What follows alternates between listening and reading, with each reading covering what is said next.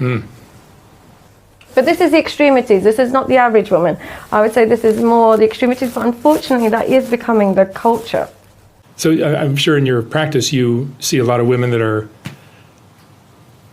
getting into things that look like a sugar baby type yes, absolutely. relationship. Are there women who marry men knowing full well that they're going to divorce them and take half their money? That's why they're marrying them. That's entirely why they're marrying them. And how you know, these are the signs that she's marrying you for money. Usually she's not got her own money. She's got nothing to lose from the marriage. So she will have no money of her own or no career of her own, or she would have been married to a really rich man before and set up a business from that. But there's been a pattern of either no money or relying on men for money. Another thing is she usually comes from a broken home, yet she pushes the idea of marriage. It's really strange. What I notice a lot with these sugar babies, they usually come from a broken home. This is no insult. It's just, what I notice. Or gold diggers. Oh, gold diggers, yeah. They usually come from a very broken home without a father figure. And this is why fathers are so important, because the path that leads women down is not a healthy one. But they come from that background. Yet they'll say to their boyfriend, who they've only been with for 6 months, I'm a traditional woman. I want to get married. I want to have kids and I want to get married. So they push this idea of marriage when they never saw it growing up. They've had sex with plenty of men before marriage. They have no idea about how to be a wife or cooking or cleaning or any of those things, because they didn't witness that in their home. They didn't see mum and dad, have dinner together every day and mum being loyal to a man or anything. They didn't see that yet. They push the idea that they want to be married and they want to have kids. They make marriage the focus prematurely. They really, really push marriage prematurely. So you haven't even known them well enough, but they really push the idea of marriage, and you can't even mention the word prenup. It's a forbidden word. If you're in a relationship with a woman and where the word prenup is spoken like you're scared of what she's going to say, she's planning to divorce you. That's it. Whereas a woman who has no plans to divorce you treats a prenup just the way you treat car insurance. You have no plan of getting into a car crash, but you take out insurance because it's a logical thing to do. And hopefully she would have an equal amount to lose. But when a woman has every intention to divorce you, the prenup is not allowed to be mentioned. And she'll say it like you're being so unromantic because you mentioned it. But the reality is the person who doesn't want the prenup is the person that's planning the divorce. The person that mentions the prenup is just being cautious, just like you would with health insurance. The person who avoids it is the one that's planning it. So they have these kind of signs and symbols, but more so than anything, they don't have traditional values. Outside of the idea of getting married, none of their lifestyle is traditional. Nothing's ever been traditional, ever, in any way, shape or form. But when it comes to marriage, for some reason, they're pushing for it. So it's obvious to a woman, but for men who are, particularly when they are hyper attracted to a woman, they lose focus and they can't see straight. And they have no other options in their minds. They have no options. And the other thing, they just don't know what real love even has tasted like. I think if you're going to get involved with a woman like that, you have to have like 7 options. You have to. Yeah. And if one's but women misbehaving, like that don't go for men like that. I'm Sugar sorry? babies and gold diggers, they don't go for men with options. So they want guys that are... They want guys that are, have limited hooked. Options. Yeah, they don't go for men with options. You'll see very few sugar babies that go for men who are at their peak, and very few will go for men that have high self-esteem. Very few will go for men that grew up in a really healthy relationship with their mother. They usually, they can sniff out men with very low self-esteem and limited options. And how you can tell a man's got limited options is your beauty is enough to get him invested. There's nothing else to it. You don't even have to talk about a lot. You don't have to invest a lot. And I'm in Dubai where I see this quite regularly. And you'll see they'll go out for dinner and she's not even talking to him. She's on her phone, but he worships her. And she knows that it's purely physical. And because she knows she can manipulate a man physically, she automatically knows this man is probably used to pornography and I'm the best he's ever had, and therefore he's not going anywhere. It seems like marriage is not even an option for a lot of people now. It's sad, but one thing I'm curious about, I'm Muslim, so I very much advocate for marriage, but it's by the eyes of God. But if I wasn't religious, I wouldn't understand why people want to get married if you cohabit and have kids anyway. Yeah, everyone's doing that. Yeah, so I am curious, what is the reason that women give or men give for getting married if they don't have a religious... I think a lot of it is just the pressure in society to, that's what we all did. That's what our parents did. That's what... Okay, it's just the next step to do. It's like, it's what you're supposed to do. And when you're madly in love with somebody, it just seems like the natural next step. Okay, but what if you've already had the children? I haven't been in that situation. Yeah, but I'm just curious. Now that I'm divorced, it's going to be very interesting to see what my next step would be. Yeah, I'm just curious what is, if you've already had the children, you already live together, why is marriage the next logical step? After your video and James Sexton's video, yeah. I'm not sure. This is not to put people off marriage, it's to put people off marrying the wrong person. There's a very big difference. I'm a big advocate for marriage, huge advocate. I'm a Muslim woman. I'm very much promoting marriage. It's good for children. And so is James. Yeah. So it's literally, for children, it's essential. But the poor selection process is the only thing you can blame for when you're taken to the cleaners afterwards. That's it. There's no other cause. It's not the woman. It's not this. It's poor selection. And unfortunately, because of the sexualization of what's going on in social media, selection is getting worse and worse for men. So many people are getting by without any type of romantic relationship in their lives. But they do suffer. Yeah, they do suffer. Are romantic relationships that important in our lives? They're the fundamental ingredient for anyone's mental health. You cannot get through life without social connections. You physically can't do it. We are designed to be attached. And when you take a newborn baby, as soon as they're born, if it doesn't have someone to attach to, they essentially would erode. They've got no one to protect them. Now, I've met so many men who have not been in relationships for many years because they've got pornography and they're fine. But your body craves the touch and oxytocin of a human being. It just craves interaction. It craves being seen and heard. You crave these things because that's how you get feedback into knowing that you are sane. And how I can tell somebody is super, super lonely is they have very imaginary relationships. They'll be intensely invested into somebody they've met on social media that there's no reciprocity, or they will ruminate thoughts about a conversation that they had 2-3 months ago and it doesn't come out of their brain. So what happens when you don't have human interaction enough, the 1 or 2 human interactions you do have can leave your brain reeling over and over and over again, because your brain is trying to look for the sources of connection. So if you don't give it to your brain, it will create imaginary ones. And it's almost a form of psychosis, sadly.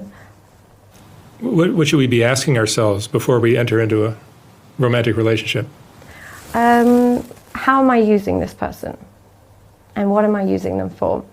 Most of us go into relationships with something we're using them for. We can either be using them as a numbing cream to get over an ex-partner. We could be using them as a way to feel stable because of, we've got no finances ourselves. We could be using them as an ego boost because I've gotten a bit older as a man. I want a young 27-year-old so I can walk into a room and people can stare at me. How am I using this person? We're all using this person to some extent. Now, if the answer is healthy, it's because I'm using them because they make me feel safe. I can help make them feel safe, and we can provide something for each other that will create a good connection. I'm using them because they make me feel safe, and I hopefully make them feel safe. That's my usage. That's a good usage. Yeah, if we're using people because they make us feel emotionally safe, they make us feel heard, they make us feel seen, and they make us feel loved. If that's your form of using them, that's okay. That's a healthy form of using. But if I'm using them because there's an unmet need here, or there's an ex that hurt me in that way, or my father didn't do this and you need to now do that, my mother caused this trauma and now you need to do this. If we're using them from that perspective, it's not going to last. The glue is too weak. I've heard you also say that in marriages we've replaced duty with hedonism. Yeah, sadly. I mean, the thing is, like, family members, before, when we were more collectivist, we would have a duty of care to others. We've replaced that with a duty of care to ourselves. We've replaced everything to self-love, self-care, self. We've just replaced everything. Almost everything has self in front of it. I can't think of the last time we've got a concept or a trend that involves duty. And it's an obligation and responsibility. These things are now seen as boring, and they're seen as oppressive. So what culture has done is turn duty into a form of oppression, and hedonism and selfishness as a form of liberation. and it's indoctrinated all of us. And it seems like for a lot of people, once the novelty of the romance wears off, the routine of everything just becomes too boring to tolerate. When you can no longer feed my ego, I have no duty of care to you, is what we're getting. If you can no longer pay all my bills, I have no duty of care to you. Or if you can no longer make me feel or look good in front of my friends, and if you no longer can arouse me sexually the way you used to, I have no duty of care to you anymore. So the lack of duty of care to the people that you've created children with, you've created homes. I'm not saying everybody's perfect. Sometimes some partners really do push you. But I'm just saying in general, the lack of duty of care is something that I think it actually starts from the home. I grew up in London, and one thing I just found so bizarre is children would move out from the age of 18, and 17, 18, they'd be looking to move out, or their parents would charge them rent. And 18 is so young to me. You don't really earn enough to do that. But there was no duty of care after that age. And then what that does, it comes full circle. What would happen is the children would no longer care about the parents as the parents would age. So the duty of care would stop so young. I can only compare it to my own culture. I'm not saying my culture is perfect by any means, but the duty of care never stops, and it then reverses from the children then caring to the adults until they pass.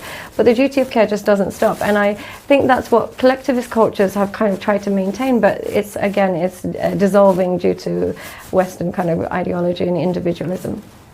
Yes, like sacrifice is such an important part of everything we engage in. Yeah. To become successful in your career, you need to sacrifice a lot of time and get an education, or spend a lot of time and effort into that, or to develop a healthy body, you need to put a lot of work in at the gym. But romantic relationships, we don't seem to understand that, and sacrifice is not really even in the discussion. People will go into a marriage without bearing in mind what the sacrifices it involves at all. And the main sacrifice it involves for men and women is alternatives. And unfortunately, we live in a time where both men and women are saturated with alternatives. I would say women more so than men, because of the advent of social media and dating apps means that they can just jump online and on that day they get alternatives. But the inability to sacrifice alternatives, and that includes pornography, it's not just human beings, and it also includes doing any behaviors that would compromise a relationship. But the inability to make sacrifices is really the core reason why relationships are falling apart. A common question asked by men is, what do women want? But I think that answer never leads to the man getting the woman that he wants. Yeah. I think the more important question is, what kind of man are women attracted to? Yeah, okay. That's a great question. That's a way better question rather than what do women want. Because if you ask a woman what she wants, I want a man who's nice to me, and he's nice to my parents, kids, whatever. He's got a good sense of humor. But what women truly want is... I would say, and this is, I think this is universal, and they disagree with me, but I really do, and I've said this a couple of times. The core thing for women, evolutionary-wise, is somebody they cannot manipulate. You could be David Beckham. I could be dating David Beckham, right? Who is David Beckham? But if I realize in very few conversations that he's a bit of an idiot, I can tell him I'm here and he believes me, or I can tell him I lost my wallet and he gives me money, or I can tell him I'm with my friends when really I've got another man here and he believes me. David Beckham becomes somebody I don't respect. David Beckham becomes somebody I'll leave on read and won't even reply to his messages.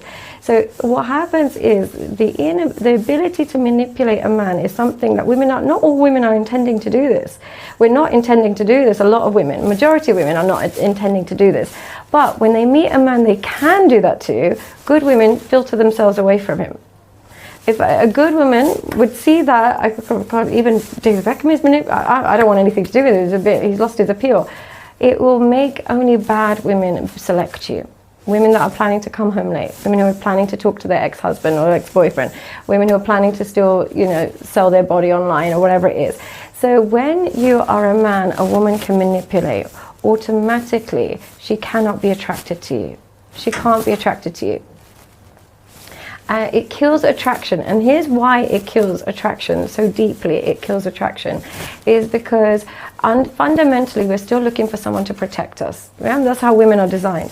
Now if you can't spot how I might be a threat to you, and the threats that I'm creating in your life by maybe I'm talking to another man, or I'm still selling my body, or I'm still doing this, if you can't spot those threats, how can I trust that you would be able to spot the threats when me and you go out and go into new environments? Or how can I trust that when another woman tries to manipulate you, you're going to stand your ground and see through it? I won't be able to relax because you can't protect me. How would you?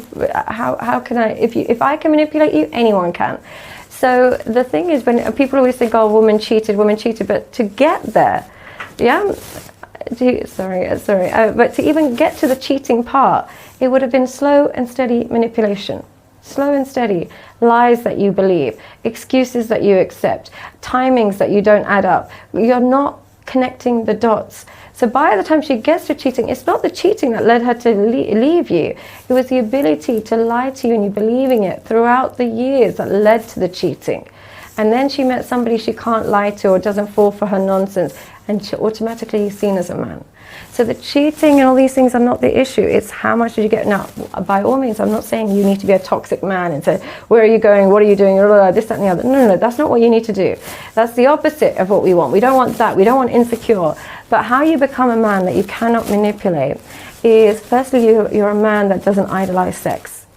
She can't treat you how she wants, and then just simply because she sleeps with you that night, you forget all about it. That's the first thing. You don't idolize sex. But the second thing is you're looking for alignment between her words and her behaviors. If you are a man and you can align and you can see that a woman's behaviors and her words are totally aligned, she knows she can't manipulate you. But if you're a man that just believes what she tells you and ignores all of her behaviors, ignores all of her past, ignores all of her traumas, just because you hear what you want to hear, unfortunately she puts you into the category of the men she can manipulate, and therefore you'll only attract women who are planning to manipulate. This is why nice guys finish last. This is why nice guys finish last. And one thing I have to say about nice guys that finish last, in all of my experience of working with these guys, it's not that they're nice. I would replace that. It's not nice guys finish last. It's naive guys finish last. You can be incredibly nice, but if you're not naive, there'll be nothing to worry about. It's naive men that finish last. And here's, I think, the fundamental ingredient of naive men. They either grew up being hyper attached to their mother or having no father. And I think this is a really important trait that I find in naive men. What happened is that they either had no father, so they just didn't get his side of the story, or when they had a toxic father which made them over-sympathetic to their mother. So then what happened is they just grew up thinking, mom is right, dad is bad. They grew up with that dichotomy. And as a result, they somehow go into the real world thinking women are innocent and men are bad. So if she says to you, my ex was so toxic, he was a narcissist, she's like, oh my God, I totally believe you. Poor thing, let me help you. But whereas if you speak to a man who had an even skew growing up, he would know that mom can be a nightmare sometimes. Poor dad, look how she bullies him. And dad can be so annoying. Oh God, they're both a bit of a nightmare. When you grow up with that even playing field, when a woman says to you, oh, my ex was a narcissist, my ex was so abusive, this happened to me, woe is me. You're thinking, what did you do? Because you experienced that at home. Because I say this as somebody who's very attached to my mum and dad. But when my mum would say to me, oh, your dad did this today, I'd be like, yeah, but mum, what did you do? I know, come on, be honest, what did you do? Because they're both as bad as each other. But when somebody hyper attaches to one parent, they take that kind of blinkers into the real world. So I would say nice guys, what happened is either they just took one mum's side too much, or they just didn't question reality. They have a really poor relationship with the truth. They don't look for truth. They just look for what they want to hear. So whatever's easier for them, they'll take that. They don't fact check anything. So I would say naive guys finish last. And if you want to be naive and you want to believe that this girl who, is, maybe a quarter of your age and genuinely loves you and is only talking to her ex because he's so toxic and she just needs closure, if you're that guy that believes it, just believe you're going to be upset coming forward. Yep, that's good advice. Certain men have given all men the reputation as being liars and cheaters. Yes. But in reality, I think I've heard you say that women are typically more guilty of this than men? I would say women are by far more guilty of this, and I can't believe that we've kind of created this culture where we just believe that men are, the liars and the cheaters. And I find it so fascinating that I'll have clients where the woman is literally cheating on her husband, and she'll say men are trash. Those words would leave her mouth when she's the one that's causing the lying, and she's like, oh, but because here's the thing, I think here's the key difference between men and women. Women genuinely believe their lies. They believe the lies they tell themselves. So when they say, but it's not an affair, it's just emotional. And I'll say, oh, you had an emotional affair. Yeah, it was just an emotional affair. Did you ever sleep with him? Only a couple of times, but it was an emotional affair. They use that word emotional affair. If I could give one piece of advice to men, if you've ever heard the word emotional affair, she's been having plenty of sex. Plenty, and then some. They use the word emotional affair to make themselves feel less guilty. There's no such thing as an emotional affair. Look, I have many male friends in my life who I'm very close to. Now, if we're going to use the term emotional affair, that could be seen as an emotional affair because I talk to them every day, I love them, I care about them, they care about me, we call each other, whatever it is. The key reason it's not an affair is because there's no sexual interest on both of them. If you're saying emotional affair, what makes it an affair? It would just be a friendship, no? The fact that they're saying emotional affair is their way of diluting the truth. There was physical relationships, and here's the bigger problem. Men believe it. The bigger problem is, oh no, she had an emotional affair. I think she started talking to the guy, but nothing happened. You're a man, right? You're a man. Ask yourself this. If you're a man talking to a woman that you know is interested in you, so much so that she's risking her relationship, are you just going to talk to her? Are you not going to sleep with her? So you're just believing your woman's version of events, but try and think of it from the perspective of the man that she's talking to. There's a woman who's married or has a relationship, and she's risking it all and sending you pictures or sending you messages and calling you late at night. Wouldn't you think, whoa, she's risking it all, let me try my luck? How does it stay at emotional affair in your mind?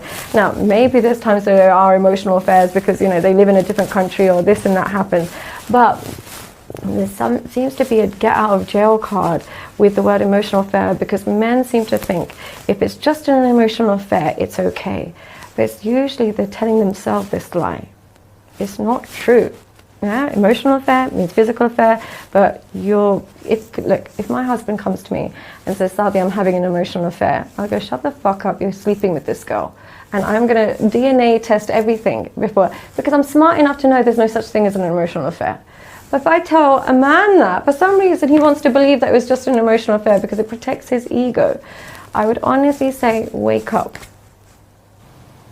Interesting. What do men misunderstand about how women operate? They genuinely, some, like I said, naive, they're naive, but here's what the main thing is. They think women don't care about attraction. This is the fundamental mistake men make. They think women don't need to be attracted and don't. We do. I'm not saying you need to be super handsome, but we have to be attracted to you. Whatever that is. Some women are attracted to dad bods, some women are attracted to short men, some women are attracted to any race, any color, any size. But they have to have attraction for her to respect you and have a fear of losing you. Without this attraction, she has no fear of losing you. Zero. Attraction is fundamental for women. And what happens in this day and age, or this kind of culture, is back in the day, I'm not saying it was as essential. I would imagine in my parents' generation, particularly in Pakistan where I'm from, attraction was not relevant. It was not relevant. You can be happily married and so on and so forth. In this day and age where there are so many channels to meet men that you are attracted to and make you feel more attractive. When you have a man that you're attracted to giving you attention, as a woman you feel more desirable compared to a man that you're not attracted to. Like, for example, I might be waiting at the bus stop and I can, if it's a really handsome man comes up to me and asks me for my number, I'll say, I'm really sorry I'm taken, but thank you so much, have a great day. Now, if a crackhead comes and says that, I'll say, shut the fuck, get away from me. Attraction is the fundamental difference, is how I'm treating them. So when men, I think what they get wrong is they think they can buy attraction.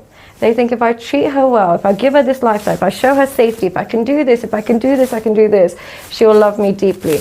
Unfortunately, attraction is similar to friendship. You can't buy it.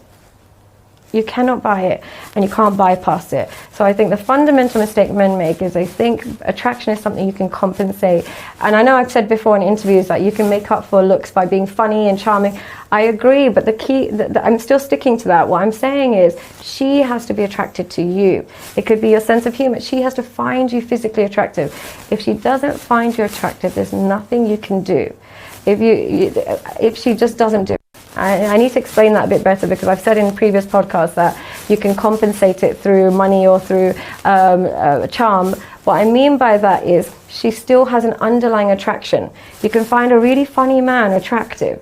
You can find a really charming man attractive. He might not be physically, but you can find him that. But if you haven't sparked that attraction in her, you won't get the respect out of her. There's so much we don't understand about relationships, isn't there? And it's so hard for men as well. I had a client the other day, and I was trying to explain to him, he made this mistake where he grew up watching a lot of rom-coms. So he would do this thing where he would write letters to girls and poems to girls, and he would treat them very well. And I just said, unfortunately, we are not attracted to that. Because even though it seems really nice and caring or whatever it is, it's still a feminine method of expressing love. And we're looking for the masculine method. We would rather be with the guy that we say, our anniversary is coming up Wednesday, don't forget, than the guy that writes us poems before he goes to bed. Because one leans into masculinity, the other leads into femininity. So the things that we complain about, oh, he didn't remember, it's coming up next week, or he's never written me a birthday card. The things that we complain. Hi guys. Now, one of the questions I get asked the most since I've been online is, what books do I recommend? Is there any books that I can read to help me understand like some of the things you talk about? What self-help books did you read to get here? Now, a fun fact about me is I suffer from very extreme ADHD. I am very much incapable of reading an entire book. I haven't read a book cover to cover since maybe I was 15 years old, unless it's for work, unless it's an academic reason that I need to read, I won't read.